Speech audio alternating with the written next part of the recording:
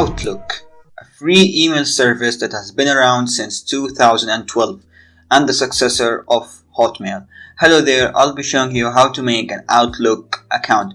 Either click the link in the description or follow the method shown on the screen. Search Outlook on whatever browser you've got.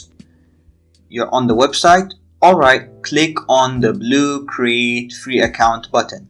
Come up with an email address. Click the next button. Password. Click the next button. Type your first and last name. Click the next button. Choose your country of residence and birth date. Click the next button.